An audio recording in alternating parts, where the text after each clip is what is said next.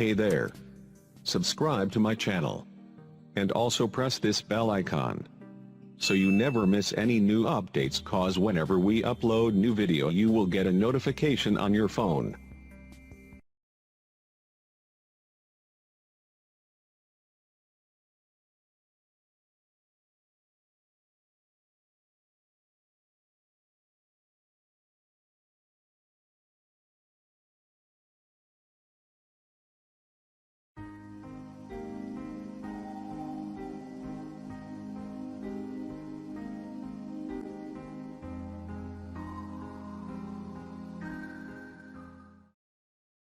بسم الله الرحمن الرحیم۔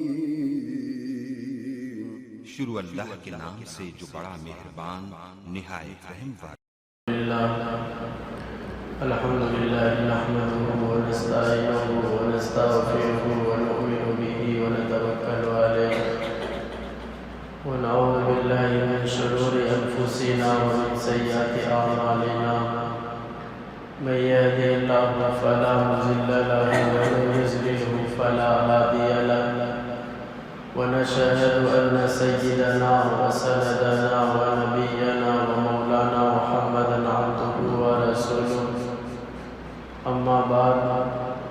فأعوذ بالله من الشيطان الرجيم، بسم الله الرحمن الرحيم، يا أيها الذين آمنوا توبوا إلى الله توبة نصوحا إن الله يغفر الذنوب جميعا، صدق الله العظيم۔ حاضرین محترم، سامعین مکرم، میرے اسلامی بھائیوں، بزرگوں، نوجوان ساتھیوں، اللہ تبارک و تعالی اپنے بندوں سے بہت زیادہ پیار و محبت کرتا ہے۔ اسی بنا پر اللہ تبارک و تعالی اپنی بارگاہ میں قبولیت کے بہت سارے راستے، بہت سارے طریقے بتائے ہیں۔ اسی وجہ سے ان میں ایک یہ بھی ہے کہ جب بندہ اپنے مالک حقیقی سے صحیح معنوں میں سچی توبہ کرتا ہے تو اللہ اسے ضرور قبول بھی فرماتے ہیں۔ میرے بھائی، انسان کے معنی ہی خطا کرنے کے ہیں، انسان سے بھول چوک ہو جایا کرتی ہے۔ انسان سے اگر جان بوجھ کر گناہ ہو جائے اور وہ بار بار کرے، وہی انسان پھر اللہ کے سامنے ناپسندیدہ ہو جاتا ہے، گنہگار کہلاتا ہے۔ میرے نبی نے فرمایا، اے لوگوں، اپنے اللہ سے سچی توبہ کرو۔ میرا اللہ خود قرآن کریم کے اندر فرماتا ہے، یا ایھا الذین آمنوا توبوا الی اللہ توبۃ نصوحا، اے ایمان والو، اپنے اللہ سے سچی پکی توبہ کرو۔ ان اللہ یغفر الذنوب جميعا، بے شک اللہ تعالیٰ تمہاری گناہوں کو معاف کر دے گا۔ میرے بھائیو، انبیاء علیہ السلام کبھی ان سے گناہ سرزد ہو ہی نہیں سکتا۔ اللہ نے انبیاء کو، نبیوں کو، رسولوں کو، پیغمبروں کو معصوم دنیا کے اندر بھیجتا ہے۔ یہ آیت کس کے لیے ہے؟ میرا نبی فرماتا ہے، اے لوگوں، چاہے کوئی کتنا بڑا ولی کیوں نہ ہو، چاہے کوئی کتنا بڑا قطب کیوں نہ ہو، ابدال کیوں نہ ہو، عالم کیوں نہ ہو، بزرگ کیوں نہ ہو، ہر کسی سے گناہ ہو سکتا ہے، لیکن اگر وہی اللہ کا بندہ سچی پکی توبہ کر لیتا ہے، توبہ بھی کیسی؟ سچی توبہ، پکی توبہ، یہ نہ چند سیکنڈ پہلے توبہ کرے اور چند سیکنڈ کے بعد توبہ توڑ ڈالے، ایسا نہیں، سچی توبہ کرنی چاہیے۔ میں آپ کو ایک چٹکلا سناتا ہوں، کتابوں کے اندر آتا ہے، ایک مرتبہ چند عمرہ کرنے والے مکہ المکرمہ عمرہ کرنے گئے، یا حج کرنے والے حج کرنے گئے۔ جب ان کا حج مکمل ہوا، واپس جب وہ اپنے ملک میں تشریف لائے، آخری ان کا سفر تھا، بس پر وہ بیٹھے ہوئے تھے۔ امیر جو تھے وہ فرماتے ہیں میرے بھائی آپ لوگوں نے عمرہ بھی کر لیا، حج بھی کر لیا، اب آپ کا تقاضا یہ ہے کہ اب نئی سرے سے زندگی شروع کرو گے، اس لیے کہ آپ نے اللہ کے گھر کو دیکھا ہے، آپ نے اللہ کے سامنے سچی انشاءاللہ توبہ بھی کی ہوگی، اب آپ نئے سرے سے کام کرنا شروع کرنا، گناہ کبھی نہ کرنا، کسی لڑکی کو نہ دیکھنا، اگر کسی عورت پر تمہاری نظر پڑ جائے جو غیر محرم ہو استغفر اللہ پڑھنا۔ امیر صاحب بتاتے ہیں چند منٹ کے بعد ہی کسی ساتھی نے کہا استغفر اللہ، تو جو تمام ساتھی حج کیے ہوئے تھے وہ فوراً کہنے لگے کہاں ہے کہاں ہے۔ میرے بھائی ایسا توبہ نہیں کرنا، میرا نبی فرماتا ہے توبہ بھی کیسی ہو، سچی پکی توبہ۔ ہاں میرے بھائیو آپ لوگوں نے اللہ کے چہیتے ولیوں کا نام سنے ہوں گے، انہی ولیوں میں، انہی اللہ کے برگزیدہ بندوں میں ایک ولی کا نام آتا ہے حضرت فضیل بن عیاض رحمۃ اللہ علیہ۔ کون ہے؟ تابعی کے زمانے کے بزرگ ہیں، اللہ کے نبی کے چہیتے تابعی کے زمانے کے ولی۔ آپ اندازہ کریں کتنے بڑی ہستی ہوں گے فضیل بن عیاض، اللہ کے ولی وہ نہیں ویسے نہیں بن گئے، ان کی زندگی میرے بھائیوں نرالی ہے، ان کی زندگی بڑی الگ ہے، ان کی زندگی بڑی رنگین ہے۔ کتابوں کے اندر آتا ہے فضیل بن عیاض مسلمانوں ویسے وہ خانہ کعبہ کا طواف کرنے والا نہیں بن گیا، فضیل بن عیاض ویسے ہی ہر وقت حرم شریف میں اللہ کی عبادت کرنے والا نہیں بن گیا، فضیل بن عیاض ان کی زندگی الگ ہے۔ کتابوں کے اندر آتا ہے شروع میں فضیل بن عیاض اپنے علاقے کا بہت بڑا شرابی تھا، بہت بڑا زانی تھا، بہت بڑا ڈاکو تھا۔ کتنا بڑا ڈاکو، اگر کسی ملک پر، اگر کسی گاؤں پر کوئی ڈاکو کا گروپ حملہ کرتا تھا تو امید ہوتی تھی اس گاؤں کے کچھ لوگوں کے سامان صحیح سالم ہوں گے، اگر لیکن کوئی کہہ دیتا تھا فضیل بن عیاض ڈاکو کے گروپ والوں نے اس بستی پر حملہ کیا ہے، تو تمام لوگ اپنے دل پر ہاتھ رکھ کر کہہ سکتے تھے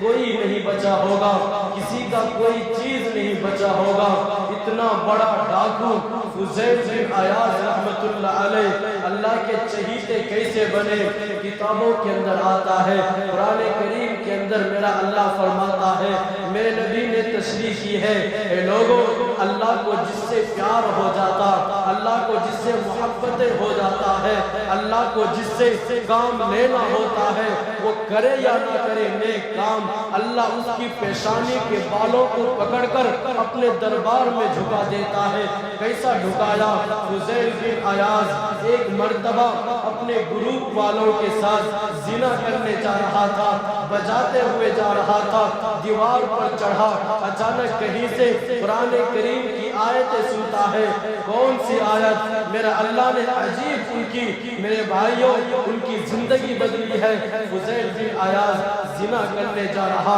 پورا گروپ ساتھ میں ہے، گانے بجاتے جا رہا، قرآن کریم کی آیت ان کی کانوں کے اندر پڑتی ہے، لا تقنطوا من رحمت اللہ۔ میرے بندو اللہ کی رحمت سے نا امید مت ہو، تم کب تک اللہ کی رحمت سے نا امید رہو گے؟ اللہ کے دربار میں آ جاؤ۔ ان کی زندگی بدل گئی۔ عمر کا بھی زندگی قرآن کی آیت ہی نے بدلا تھا، طٰہٰ سورہ نے بدلا۔ عمر رضی اللہ تعالی عنہ بھی نعوذ باللہ اپنے نبی کو، دونوں جہاں کے سردار کو گھر سے قتل کرنے چلے تھے، لیکن اللہ نے ان کی پیشانی کو پکڑ کر زمین پر پٹکا، اے عمر تجھے محمد کو قتل نہ کرنے دوں گا، تجھے میں محمد کا غلام بناؤں گا۔ اللہ نے بنا دیا۔ فضیل بن عیاض کے کانوں میں قرآن کی آیت پڑھتی، ان کے دل میں ان کے دل ٹوٹ جاتا ہے، پھٹتا ہے کہ میں کیا سن رہا ہوں۔ فوراً اللہ کے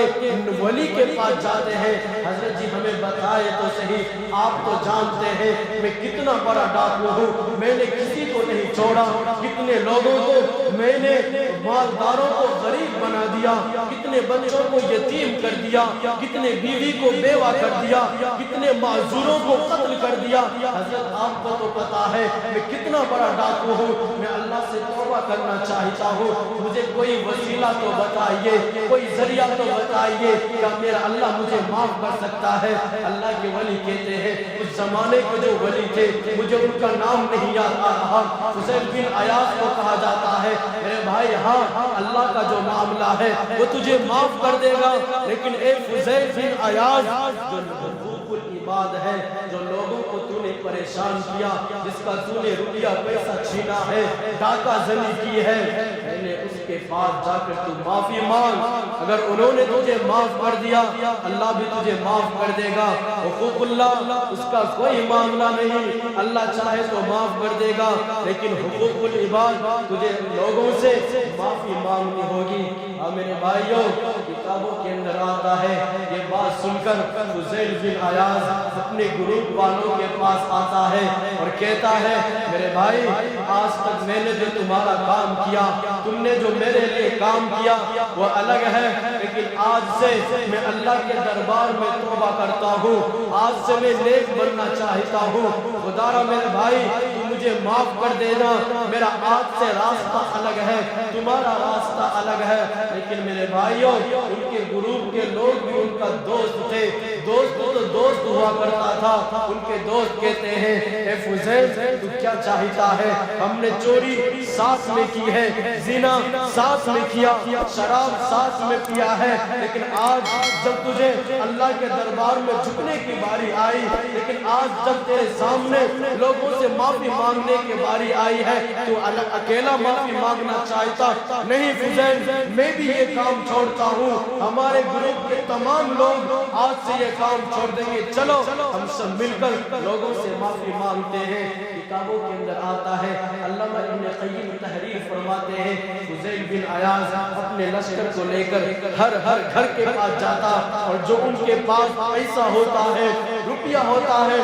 پوچھتا میں نے تمہارا کتنا چوری کیا تھا، میں نے تم سے کتنا ڈاکہ زنی کیا، یہ لے لو، خدا مجھے معاف کر دو۔ تمام لوگ کچھ لوگوں نے سامان لے کر معاف کیا، کچھ لوگوں نے ڈر سے معاف کیا، اس لیے کہ ڈاکو تھے، نہ مانتے، نہ جانے ان کے دل میں یہ بات بیٹھی ہوئی تھی فوراً مار دیں گے، لیکن اللہ کا چہیتا آگے چل کے فضیل بن عیاض بنتا کیسا چہیتا، خانہ کعبہ کے اندر بیٹھ کر ہر وقت اللہ کی عبادت کرنے والے فضیل بن عیاض بنتے ہیں۔ تابعی کے زمانے میں صحابہ کے بعد جو سلسلہ شروع ہوتا ہے،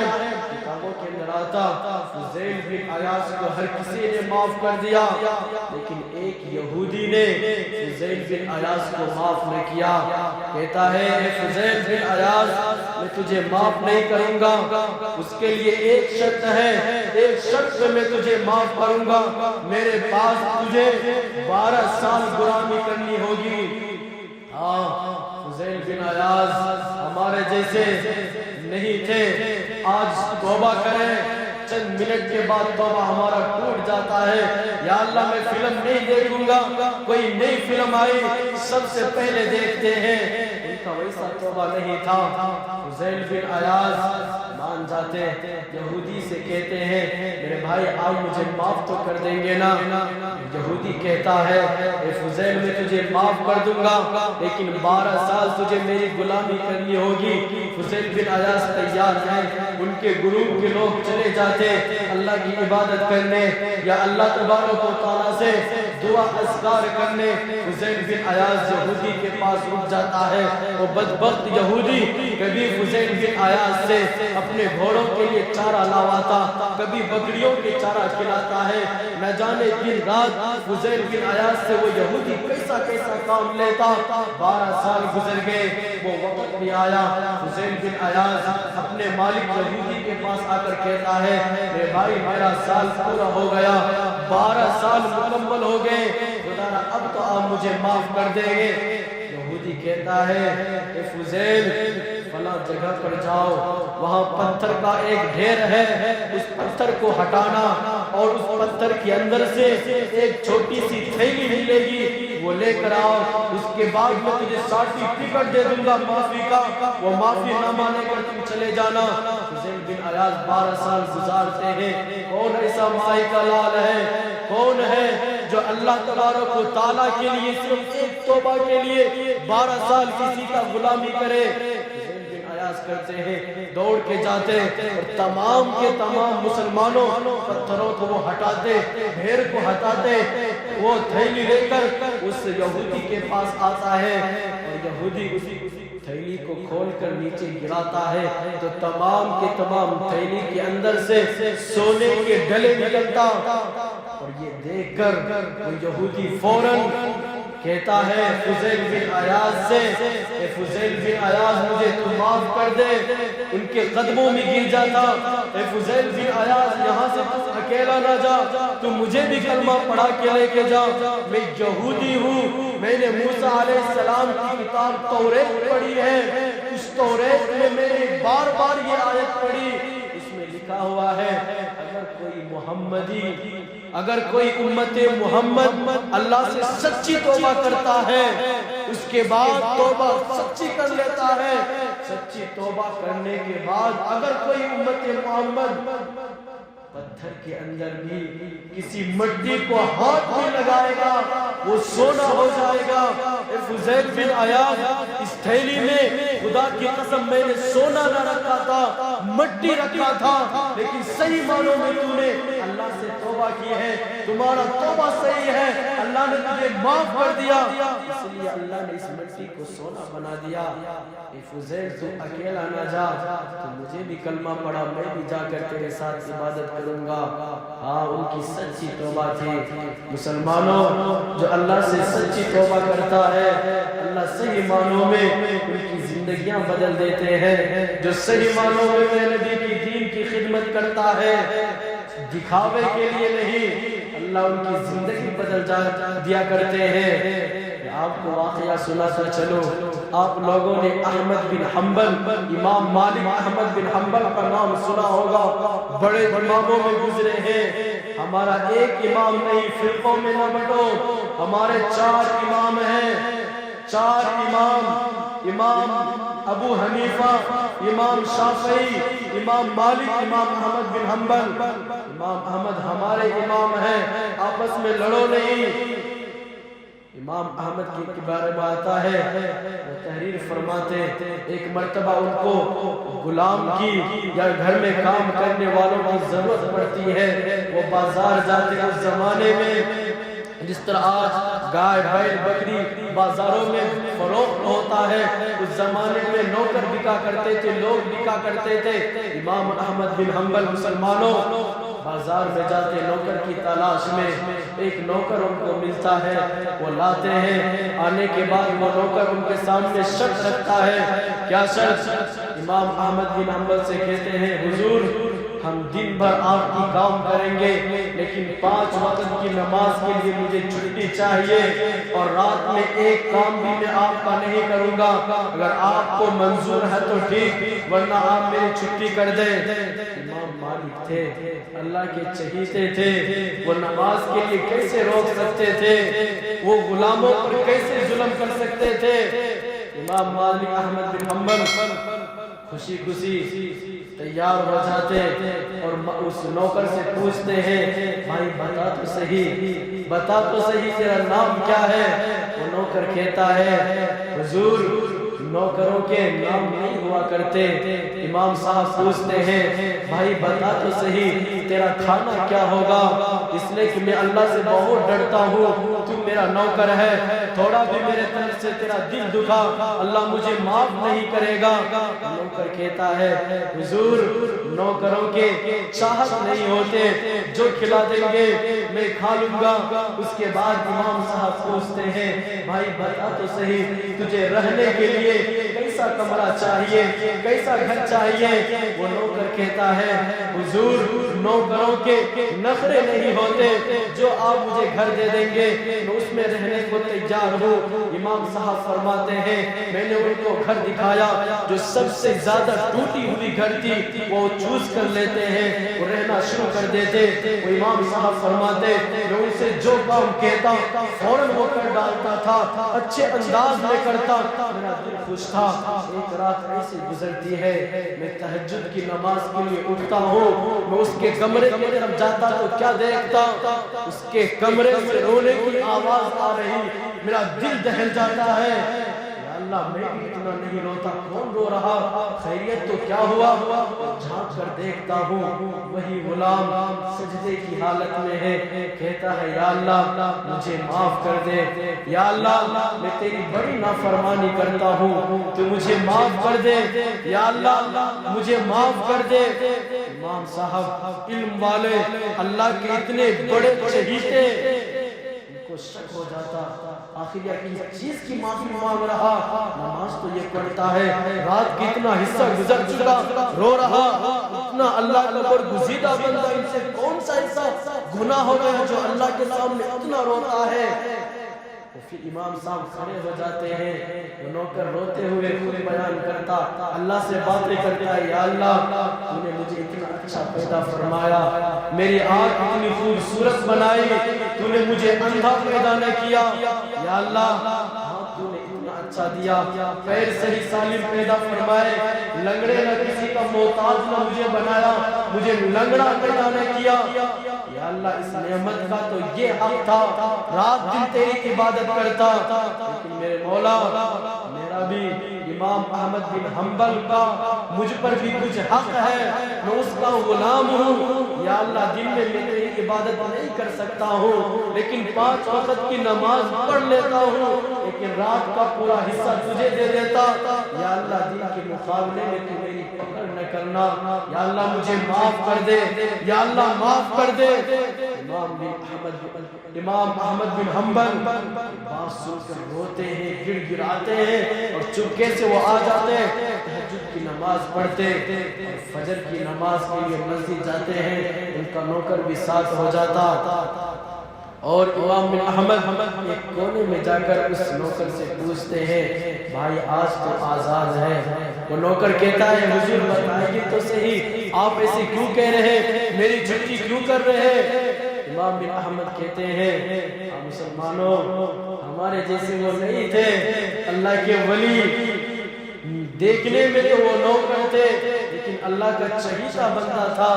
آج تو ہم یہ چاہتے ہیں ہمارے پاس لوگ تب آئے جب ہم قرآن کی تلاوت کر رہے ہو، ہمارے پاس لوگ ملنے کے لیے تب آئے جب ہم تہجد کی نماز پڑھ رہے ہو، لوگ ہمیں نمازی کہے، لوگ ہمیں پارسا کہے۔ امام صاحب کیا کیے، اس وقت ان کو ٹوکا نہیں، نماز میں بھی نہیں ٹوکا، فجر کی نماز کے بعد لوگوں کے سامنے نہیں، ایک کونے میں جا کر ان کو کہتے ہیں بھائی میرا گھر بھی آج سے تیرا ہے، جو آج تک تجھے میں کھانا دیتا تھا وہ کھانا بھی تجھے دیتا رہوں گا، لیکن آج سے تو آزاد ہے۔ حیران و پریشان کہتے حضور بتائیے تو صحیح میرے سے کیا غلطی ہو گئی، آپ مجھے اس طریقے سے بات کر رہے ہیں، آپ مجھے کام سے نکال رہے ہیں۔ امام احمد بن حنبل کہتے ہیں میرے بھائی رات جو اللہ کے سامنے تو رو رہا تھا میں نے تجھے دیکھ لیا تھا، اس لیے تجھے میں آزاد کرتا ہوں، اتنا سننا تھا۔ وہ نوکر فوراً سجدے میں جا کر رونا شروع کر دیتے اور کہتے ہیں یا اللہ یہ کیسی بے وفائی تو نے میرے ساتھ کیا، میں نے تو یہ راز کسی کو نہ بتایا تھا، میرے مولا تو نے آج میرے راز کو فاش کر دیا، یا اللہ میرے راز کو تو پردہ ڈال دے، پردہ ڈال دے۔ کہتا رہا